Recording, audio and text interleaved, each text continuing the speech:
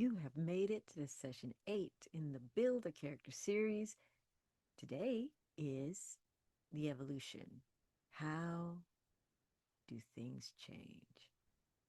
Now, we've been focused on a character this entire time, but a character is nothing without the story they're in. And everyone is a champion of their own story. And in a book, you have several characters.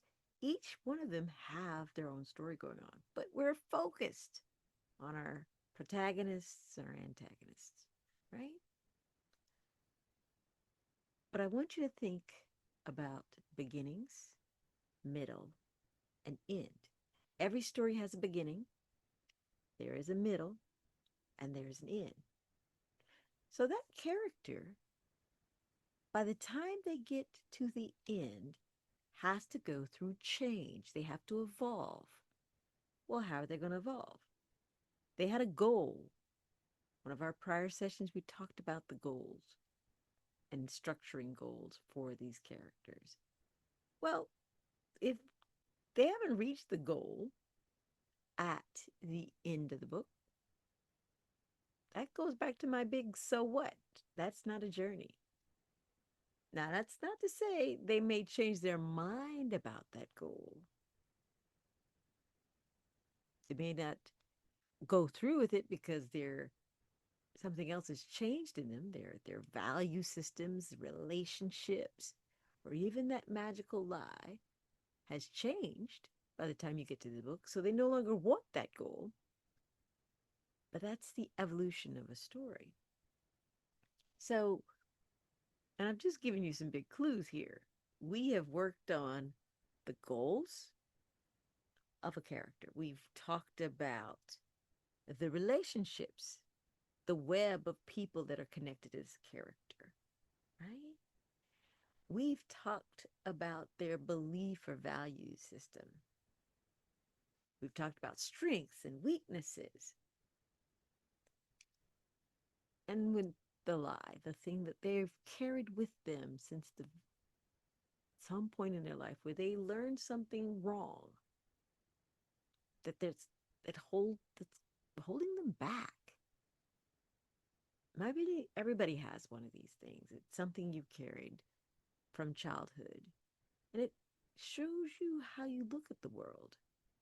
And until you're healed of it, until you uh, realize that this is wrong, it's always going to taint how you look or perceive things. So the lie, as I said, you could be healed of it. You could be transformed out of that. But there's check-ins at the beginning. Beginning, we kind of figure out this is what the person is struggling with. The middle, some things have happened. There's some growth, and maybe there's some change. The end, hopefully they've done enough, seen enough, evolved enough that now they are on a different trajectory. They no longer are held back by this lie. So you see what I'm doing here? Beginnings, middles, and ends.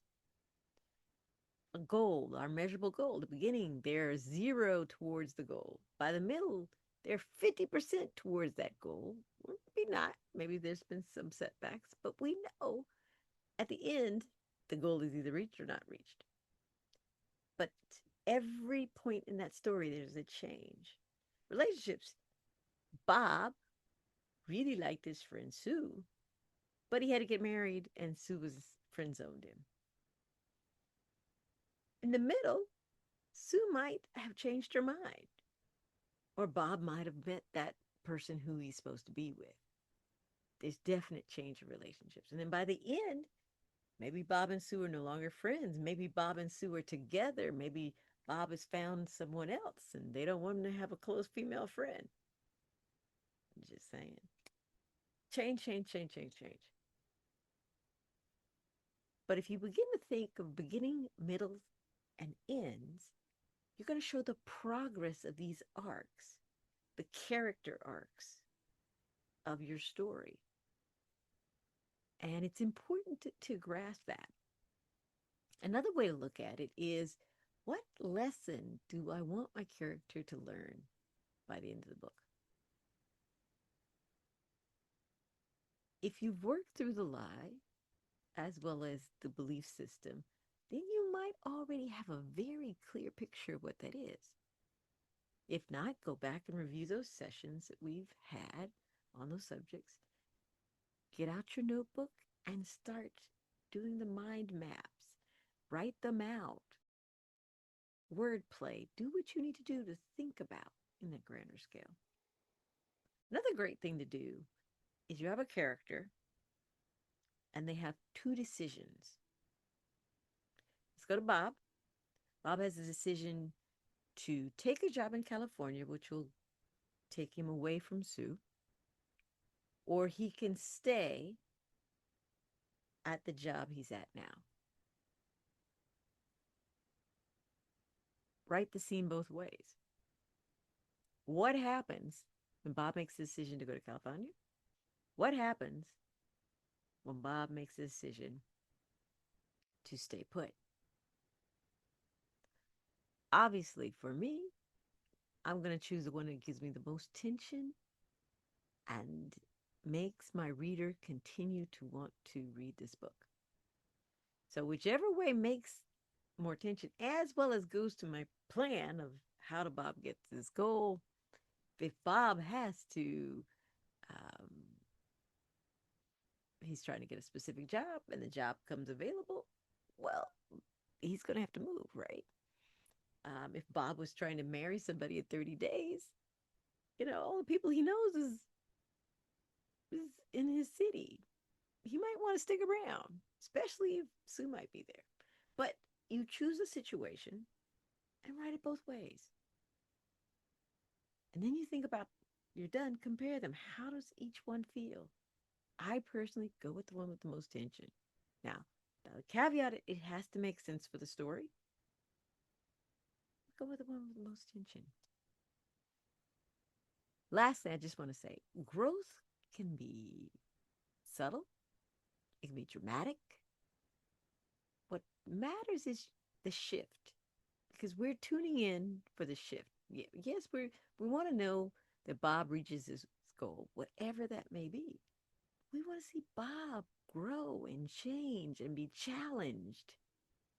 All of that evolution has to happen in your story.